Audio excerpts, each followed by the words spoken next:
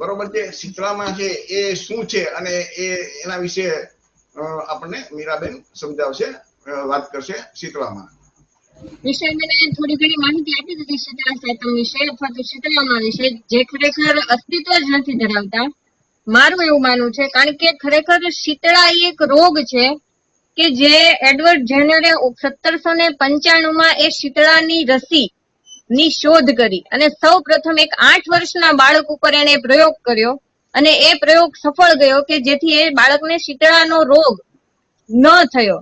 અને પછી 1980 WHO એટલે કે વર્લ્ડ હેલ્થ ઓર્ગેનાઇઝેશને એવું જાહેરાત કરી કે ભાઈ હવે શીતળાનો રોગ જે છે એ સંપૂર્ણ નાબૂદ થઈ ગયો છે. પણ ખરેખર એ શીતળાનો રોગ છે શું, એની તપાસ એ વૈજ્ઞાનિક રીતે જે સંશોધન કરી અને એની રસી જે ગોતી એ એડવર્ડ જેનરે કરી. જ્યારે આપણે લોકો માતાજી તરફ વળી ગયા કે ભાઈ માતાજીની 7 વખત એની આગળ માથું નમાવશું એટલે બાળકને શીતળાનો રોગ જે છે એ મટી જશે.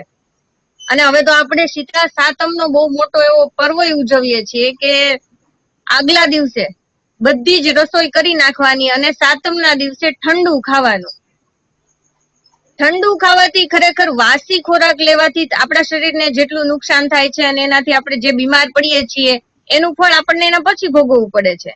કે આપણે બીમાર થઈએ છીએ, સાથે પરિવાર આપણી પાછળ હેરાન થાય છે, આપણો પૈસાનો ખર્ચ થાય છે, એમાં સમય બગડે છે. એટલે જેમ જીવનભાઈ કીધું કે ભાઈ વૈજ્ઞાનિક દ્રષ્ટિકોણ આપણે લોકો ધરાવતા નથી. બરાબર. 18મી સદીમાં તો યુરોપમાં, વિદેશમાં કરોડોની સંખ્યામાં લોકો શીતળાની રસીના કારણે મૃત્યુ પામ્યા. એટલે એ લોકો એવું નક્કી કર્યું કે ભાઈ આની પાછળ કંઈક તો એવું રીઝન હશે. કોઈ પણ વસ્તુ છે એ ક્યારેય એની પાછળની કોઈક એવી તો દવા હોય જ કે જેને આપણે નાબૂદ કરી શકીએ. અને એ શોધનાર સૌ પ્રથમ હતો એડવર્ડ જેનર. આપણે એ કોઈ પણ વસ્તુની તસદી લીધી નથી, આપણે માત્ર માતાજીને લાવીને મૂકી દીધા છે. શું ખરેખર માતાજીએ પગે લાગવાથી બાળકને શીતળાનો રોગ મટી જાય છે ખરી? તમે શીતળાની રસી નથી લીધી અને માત્ર તમે ભગવાનની માતાજીની પૂજા કરશો તો એનાથી કાંઈ રોગ મટવાનો નથી. જાગુબેને જેમ કીધું કે ભાઈ મહિલાઓ જ્યાં સુધી પ્રતિનિધિત્વ નહીં લે ત્યાં સુધી તમારું પરિવાર આગળ નહીં આવે. તમારા પરિવારમાંથી તમારા ઘરની મહિલા, સ્ત્રી જો એવું વિચારશે કે ભાઈ હવે મારે આ કોઈ પણ વસ્તુમાં પડવું નથી અને જો તમારે તમારા પરિવારને આગળ લાવવું હોય તો એ મહિલાએ જેવો વૈજ્ઞાનિક દ્રષ્ટિકોણ કેળવવો પડશે. તમારા બાળકને તમે ઠંડી રસોઈ, ઠંડુ બનાવેલું ખોરાક ખવડાવશો તો એ બીમાર જ પડવાનો છે. શીતળાથી તો પછી બીમાર પડશે, પેલા એ ખોરાક ખાવાથી બીમાર પડશે. એટલે મારું એવું માનવું છે કે ભાઈ આપણે બધાએ વૈજ્ઞાનિક દ્રષ્ટિકોણ કેળવવો જોઈએ. જે કોઈ પણ રોગ છે એની પાછળનું કંઈક લોજિક હોય છે, કંઈક એવું તાત્વિક કારણ હોય છે. જો એ આપણને ખબર હોય તો મંદિરે જવા કરતા પહેલા આપણે દવાનો, મેડિસિનનો સહારો લેવો જોઈએ, એવું મારું માનવું છે. અને ખરેખર શીતળા સાતમ છે ઈ આપણો સમયનો તો બગાડ કરે છે, પણ શીતળા સાતમના દિવસે મેળો ભરાય છે. લોકો હજારોની સંખ્યામાં એ મેળામાં ભેગા થાય છે. બરાબર. એટલે અત્યારની તો એવી કોઈ આપણે વાતાવરણ, અત્યારનું વાતાવરણ જોતા આપણને એવું લાગે છે કે આપણે એવી કોઈ પણ જગ્યાએ એવો કોઈ પણ ખોરાક ન લેવો જોઈએ કે એવી કોઈ પણ જગ્યાએ પણ ન જોઈએ જેથી કરીને તમારા ઘરમાં કોઈ વ્યક્તિ બીમાર પડે કે તમારે એની પાછળ કોઈ પણ પ્રકારનો સમયનો કે પૈસાનો ખર્ચ કરવો પડે. મારું એવું માનવું છે.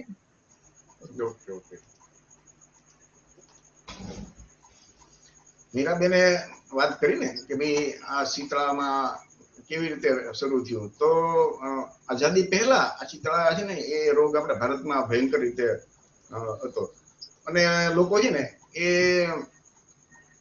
એટલા બધા એનાથી પીડાતા કે તમે જોયું તો કદાચ એમાંથી સાજા થઈ જાય ને તો લોકોના મોઢા ઉપર ડાઘા રહી જતા. તો આવી આ જે ઓરી અછબડા જે છે ને એ ટાઈપનો જ આખો રોગ હતો. તો એને એ રોગ છે એ એની દવા આપણી પાસે તો હતી નહીં. એટલે ભારતના લોકો શું કરે કે જ્યારે દવા ન હોય ને એને માતાજી બનાવી દે. એટલે એમણે શીતળાને માતાજી બનાવી દીધા કે ભાઈ માતાજી નામ કરશું તો એ સારું કરી દેશે. જે મિત્રો જોવે છે ને એ બધા મિત્રોને વિનંતી કે આ વિડીયો છે ને શેર કરતા રહેજો. આ તમે શેર કરશો તો તમારા મિત્રો જ્યારે પણ એને સમય હશે ત્યારે ફેસબુકમાં જોડાય અને ફેસબુકમાં કાયમ રહેશે તો એમાંથી જોઈને શીખશે. અને ફક્ત ભાઈઓએ નથી જોવાનું. આ વિડીયો છે એ દરેક ઘરમાં બહેનોને પણ દેખાડજો. એનું કારણ કે જે સમાજમાં મહિલાઓ અથવા તો દીકરીઓ અથવા બહેનો કે માતાઓ નહીં જાગે ત્યાં સુધી એ સમાજનો ઉદ્ધાર નહીં થાય. એટલે આપણી સૌની ફરજ છે કે આ 3 બહેનો આવીને જો આવી વાત કરી શકતા હોય તો તમે બધા કરી શકો ને આ વાત. આમાં ભણતરની જરૂર નથી, સમજણની જરૂર છે. આપણા એવા કેટલાય ઘર છે કે તમે જુઓ ને તો એ શીતળા સાતમના દિવસે ઠંડુ નથી બનાવતા, એ ગરમ કરીને જ ખાય છે. અને એને કોઈ મુશ્કેલી નથી નડતી. અમારા ઘરે છે દાખલા તરીકે અહીંયા અમારા જે આપણા જોડાણા છે બધાના ઘરે વર્ષોથી ગરમ રસોઈ જ થાય છે. આ બધું શું પહેલાના જમાનામાં ટીવી નહોતા, મોબાઈલ નહોતા અને બીજું જે મનોરંજનના સાધનો હતા કે આવી સાતમ આઠમ ને ભાદરવીના મેળા ને એવા અમુક જ તહેવાર હતા, દિવાળી ને એવું બધું. તો લોકો કામ કરતા. તો જ્યારે આ બધી વસ્તુ નહોતી ત્યારે શું હતું કે ભાઈ આ મેળામાં લોકો જવા માટે મને સાતમ આઠમનો મેળો હોય તો વાહનો નહોતા, 2 દિવસ કે 3 દિવસ આગળ ચાલીને જવું પડતું. એટલે આ લોકોએ શું કર્યું કે ભાઈ બધું ખાવાનું અગાઉ બનાવીને જાય એટલે માંડ એક દિવસે ત્યાં પહોંચી જાય. એટલે ધીમે ધીમે આવી રૂઢી થઈ ગઈ કે છઠના દિવસે બધું બનાવવું અને પછી સાતમ દિવસે ટાઢું ખાવું.